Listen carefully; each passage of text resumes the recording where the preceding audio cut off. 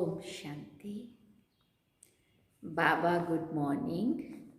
आज बाबा के 18 फरवरी 2022 के महावाक्य हैं। बाबा ने सार में कहा, मीठे आज्ञाकारी बच्चे, तुम्हें सदा अतीन्द्रिय सुख में रहना है, कभी भी रोना नहीं है, क्योंकि तुम्हें अभी ऊंचे से ऊंचा बाप मिला है। बाबा ने प्रश्न पूछा, अतीन्द्रिय सुख तुम गोप गोपियों का गाया हुआ है, देवताओं का नहीं, क्यों? बाबा ने उत्तर में कहा, क्योंकि तुम अभी ईश्वर की संतान बने हो। तुम मनुष्य को देवता बनाने वाले हो। जब देवता बन जाएंगे तब उतरना शुरू होंगे, तब फिर उतरना शुरू करेंगे। डिग्री कम होती जाएगी, इसलिए उनके सुख का गायन नहीं है। ये तो तुम बच्चों के सुख का गायन करते हैं। अतीन्द्रिय सुख पूछना हो तो गोपी बल्लभ के गोपियों से पूछो।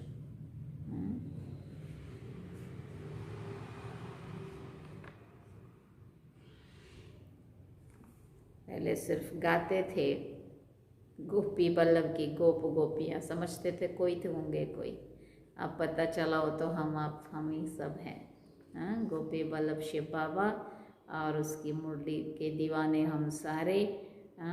बोले मुरली बजती थी तो गोपियाँ शुद्ध बुद्ध भूल के भाग जाते थे। तो यहाँ पे भी मुरली का टाइम होता है तो हम दूसरा काम नहीं कर सकते चैन से। भागो, सुनो मुरली, है ना। बाबा की मुरली से जिसको प्यार है, जिसको इतना कदर है ना। बाबा कहते यही वो अतीन्द्रिय सुख का जो गायन है, ये इन्हीं गोपियों का है जो हम किसी समय किसी को समझते थे। तो अब पता चला वो तो हमारा ही गायन है। गीत है, मुझको सहारा देने वाले और दिल कहे तेरा शुक्रिया। ओम शांति। बाबा ने पूछा, ये एक ने कहा या दो ने कहा? इसने कहा, एक ने कहा या दो ने कहा? क्योंकि बाप भी है तो दादा भी है। तो ये ओम शांति किसने कहा? कहना पड़े दोनों ने कहा, क्योंकि तुम जानते हो दो आत्माएं हैं। एक आत्मा है, दूसरा परमात्मा है। इन सबको जीव आत्मा कहा जाता है। तुम आत्माएं भी यहाँ पार्ट बजाने आए हो। दूसरे धर्मों की बात नहीं है। बाबा भारत में ही आते हैं। भारत ही बर्थ प्लेस है। शिव जयंती भी मनाते हैं, परंतु वो कब और कैसे आते हैं ये किसी को भी पता नहीं है। शिव तो निराकार को कहा जाता है, उनकी पूजा भी होती है। शिव जयंती भी मनाते हैं, जो पास्ट हो गया है वो मनाते हैं, परंतु जानते नहीं है कि वो कब आए, क्या करके गए। अब तुम बच्चों को तो सब कुछ पता है। तुम कोई से भी पूछ सकते हो कि ये तुम किसकी रात्रि मनाते हो। मंदिर में जाकर पूछो ये कौन है, इनका राज्य कब था, परमपिता परमात्मा के साथ तुम्हारा क्या संबंध है, उनके साथ किसका संबंध है। जरूर कहेंगे सबका संबंध है। वो सबका परम पिता है तो जरूर पिता से सबको सुख का वर्षा मिलता होगा ना। इस समय दुख की दुनिया है। भले नई इन्वेंशन निकालते हैं, परंतु दिन प्रतिदिन दुख की कलाएं बढ़ती ही जाती हैं, क्योंकि अब उतरती कला है ना। कितनी आफतें आती रहती हैं। मनुष्यों को दुख देखना ही है। जब अति दुख होता है तो त्राही त्राही करने लग पड़ते हैं, तब ही बाप आते हैं। इस समय सभी मनुष्य मात्र पतित हैं, इसलिए इनको विशेष वर्ड कहा जाता है। सत्युग त्रेता में दुख होता नहीं है। तुम बच्चे समझते हो कि ये ड्रामा बना हुआ है। इस समय सभी रावण अर्थात 5 भूतों के वश हैं। यही दुश्मन है। दुख की भी कलाएं होती है ना। अभी तो बहुत तमो प्रधान बन गए हैं, क्योंकि विष से सभी पैदा होते हैं।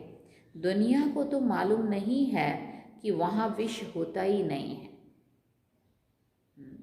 कहते हैं वहाँ भी तो बच्चे पैदा होते हैं ना, वो कैसे होंगे?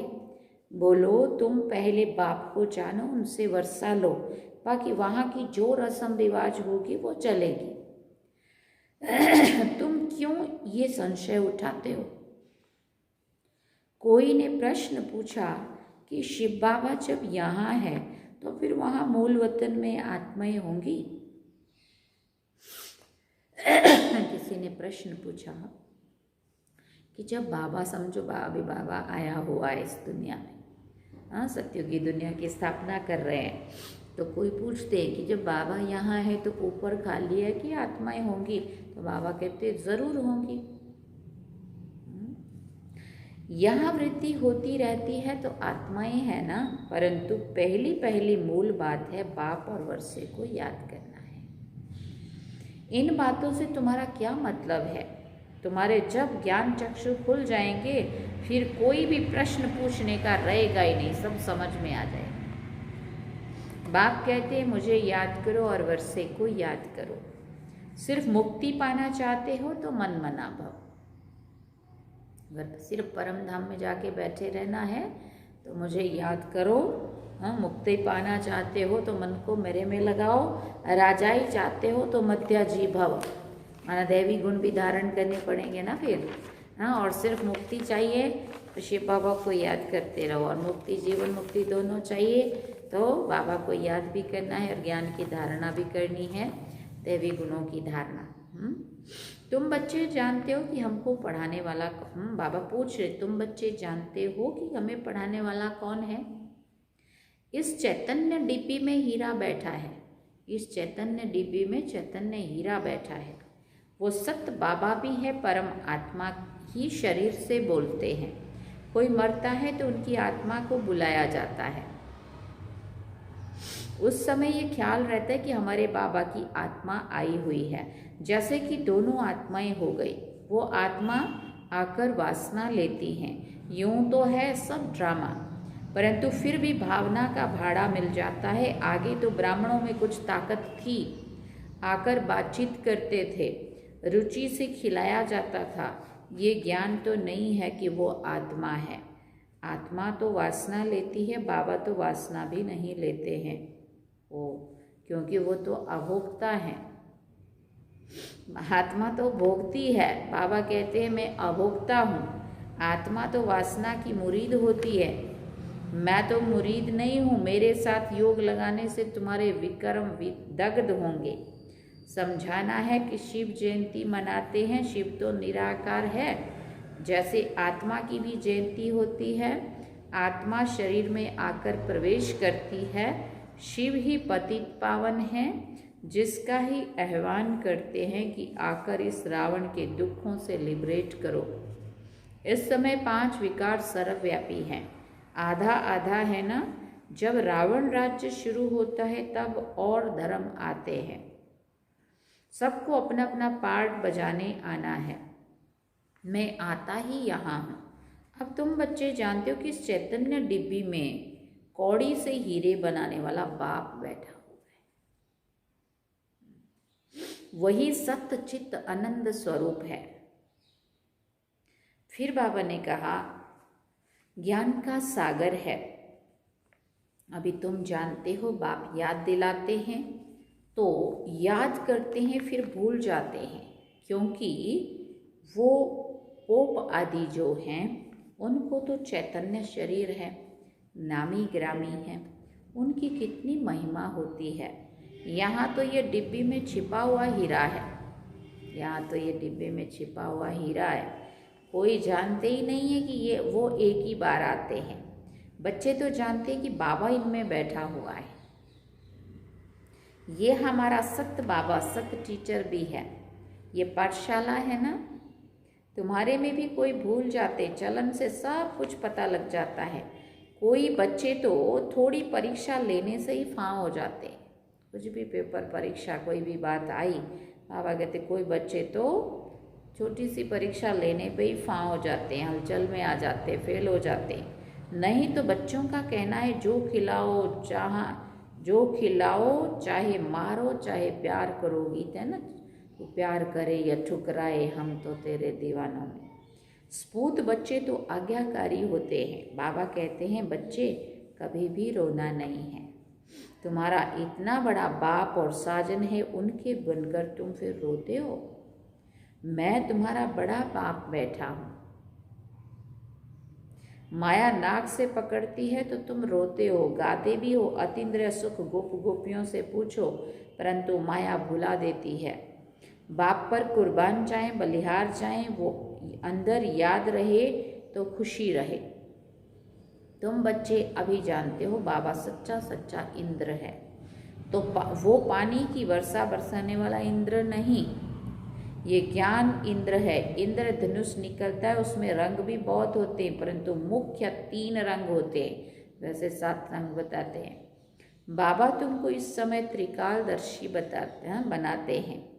त्रिकालदर्शी अर्थात आदि मध्य अंत को जानने वाला, अर्थात सुदर्शन चक्रधारी, तीनों कालों को जानने वाला। ये बातें तुम अपने से ही मिलाएंगे। तुम बच्चे जानते हो कि ये इंद्र सभा है, इसलिए बाबा लिखते रहते हैं कोई भी विकारी मूत पलीती मेरी सभा में ना हो। तुम भी ज्ञान डांस करने वाली परियां हो।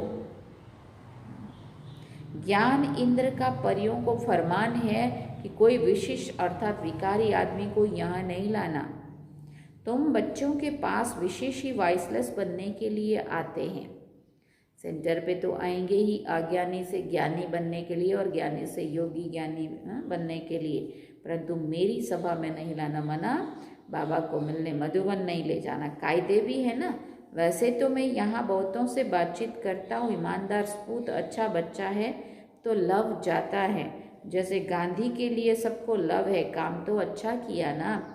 इसे बने बनाए ड्रामा को समझना है, ये हूबहू रिपीट हो रहा है, कोई का दोष नहीं है। रावण को तो सभी को भ्रष्टाचारी बनाना ही है, वो तो अपना काम करेगा ही करेगा, है ना। फिर बाबा कहते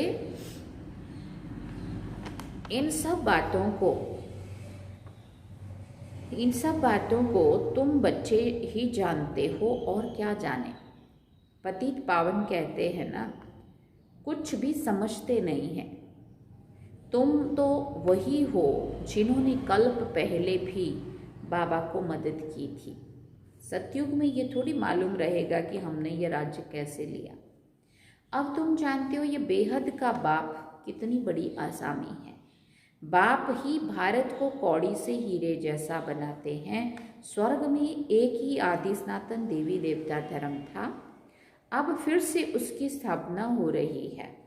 सारी दुनिया में शांति स्थापन करना ये तो परमपिता परमात्मा की रिस्पॉन्सिबिलिटी है। ये वो बाप ही आकर सबको धन का बनाते हैं, समझाते हैं तुम निधन के क्यों बने हो। रावण राज कब से शुरू हुआ है तुम जानते नहीं हो। रावण का बुत बनाकर जलाते रहते हो, इस समय भक्ति मार्ग की उतरती कला है। राम राज्य तो सतयुग को कहा जाता है, तुम इस समय हो ईश्वरीय औलाद, क्योंकि कला कम होती जाती है। इस समय तुम्हारे में बड़ी रॉयल्टी चाहिए, तुम हो मनुष्य को देवता बनाने वाले।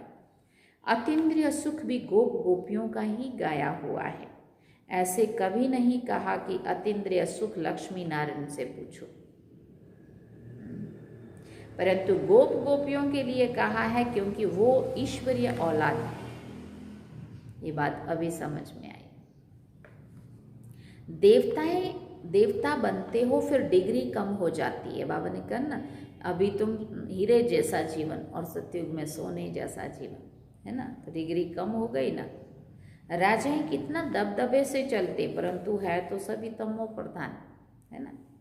तुम्हारे पास चित्रों में ब्रह्मा का चित्र देखकर मनुष्य बहुत मूंझते हैं, तो तुम बच्चों के पास लक्ष्मी नारायण का चित्र एक त्रिमूर्ति सहित है, एक बिगड़ त्रिमूर्ति के भी है, उसमें सिर्फ शिव दिखाया हुआ है, तो दोनों रखना चाहिए। अगर कुछ ब्रह्मा के लिए बोलें तो कहो किसके शरीर में आवे। ब्रह्मा सरस्वती ही लक्ष्मी नारायण बनते हैं, जरूर ब्रह्मा के तन में ही आवे तब तो ब्राह्मण पैदा हो। नहीं तो इतने बच्चे कैसे हो सकते हैं? ये ब्रह्मा के बच्चे ब्रह्मा कुमार कुमारियां हैं। तुम भी ब्रह्मा कुमार कुमारी हो। प्रजापिता बिगड़ सृष्टि कैसे रचेंगे? ये अब नई सृष्टि रच रहे हैं। हो तुम भी, परंतु तुम मानते नहीं हो, ऐसा उनको समझाना है, कहना है। अगर अभी ब्राह्मण नहीं बनेंगे तो देवता भी नहीं बन सकेंगे। ये भी समझते हैं, यहाँ आएंगे वही जिनका सैपलिंग लगना होगा। हाँ, बाप कितना अच्छी रीति समझाते हैं। बाबा हर एक की अवस्था को भी जानते हैं। कोई किस चीज़ का भूखा, कोई फैशन का भूखा, बाबा से आकर पूछो कि बाबा हम ठीक चल रहे हैं, ये हमारी बात राइट है या रॉन्ग है, तो समझें कि इनको डर है। देखो गांधी जी को सभी ने कितनी मदद की, परंतु उसने खुद नहीं खाया, सब देश के लिए किया। वो गांधी तो फिर भी मनुष्य था, ये तो बेहद का बाबा है। शिव बाबा तो दाता है, सभी बच्चों के लिए ही करते हैं। पूछा जाता है तुम 1 रुपया क्यों देते हो, तो कहते हैं शिव बाबा को देते हैं 21 जन्मों का वर्षा पाने के लिए। ऐसे कोई नहीं समझे कि मैंने दिया है, मैं तो 21 जन्मों का वर्षा लेता हूँ। बाबा तो गरीब निवाज है, 21 जन्मों का वर्षा देते हैं, ये बुद्धि में रहे। सब कुछ बच्चों के काम आता है। गांधी भी काम में लगाते थे, अपने लिए कुछ भी इकट्ठा नहीं किया, अपने पास जो कुछ भी था वो भी दे दिया। हाँ, देने वाला कभी खुद इकट्ठा नहीं करता है। सन्यासी छोड़कर चले जाते हैं, फिर आकर इकट्ठा करते हैं। उन्हों के पास तो बहुत पैसे हैं, कितने फ्लैट्स हैं। वास्तव में सन्यासियों को तो 1 पैसा भी हाथ में नहीं होना चाहिए, क्योंकि वो तो सिर्फ अपने लिए ही जीते हैं ना। हाँ, लॉ ऐसा है, वो कभी दानी नहीं हो सकते। उनको जो मिल गया वो सिर्फ अपने लिए रखेंगे, किसी को दान करने के लिए नहीं। लेकिन जैसे अपने में कैसा है, आया 1 और बांटो 4, है ना, मतलब देना ही देना हमेशा। तो बाबा कहते वो कभी दानी नहीं हो सकते। तुमको तो बाप की राय पर चलना है। बाबा सब कुछ, बाबा ये सब कुछ आपका है, आप जैसे कहेंगे ऐसे काम में लगाएंगे। बाबा डायरेक्शन देते रहते हैं, बच्चों को अमल में लाना है। अच्छा मीठे मीठे सिकिल दे बच्चों प्रति माता पिता बाप दादा का याद प्यार और गुड मॉर्निंग। रूहानी बाप की रूहानी बच्चों को नमस्ते। हम रूहानी बच्चों की रूहानी माता पिता बाप दादा को दिल व जान से व प्रेम से याद प्यार, गुड मॉर्निंग, नमस्ते, थैंक यू बाबा, शुक्रिया बाबा। अब धारणा के लिए मुख्य सार है। पहला पॉइंट, कदम कदम बाप की राय पर चलना है। कदम कदम बाप की राय पर चलना है, पूरा पूरा बलिहार जाना है। जहाँ बिठाएं जो खिलाएं ऐसा आज्ञाकारी होकर रहना है। दूसरी बात, अपनी चलन बहुत रॉयल और ऊंच रखनी है। हम ईश्वरीय औलाद हैं, इसलिए बड़ी रॉयल्टी से चलना है, कभी भी रोना नहीं।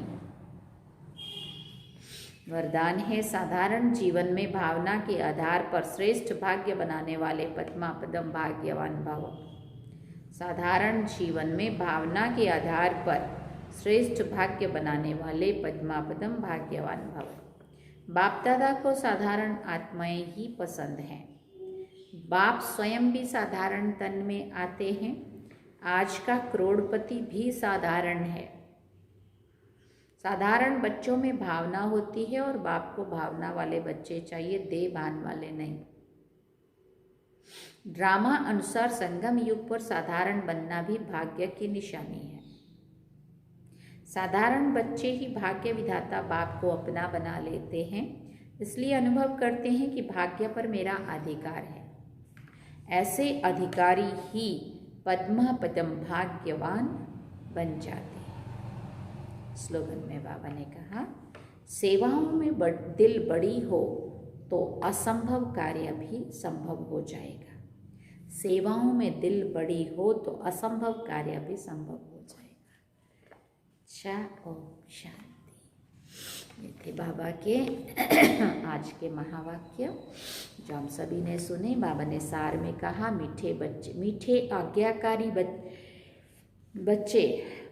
हमेशा बाबा कहते मीठे बच्चे, आज बाबा कह रहे मीठे आज्ञाकारी बच्चे, तुम्हें सदा अतीन्द्रिय सुख में रहना है, कभी भी रोना नहीं है, क्योंकि तुम्हें अभी ऊंचे से ऊंचा बाप मिला है।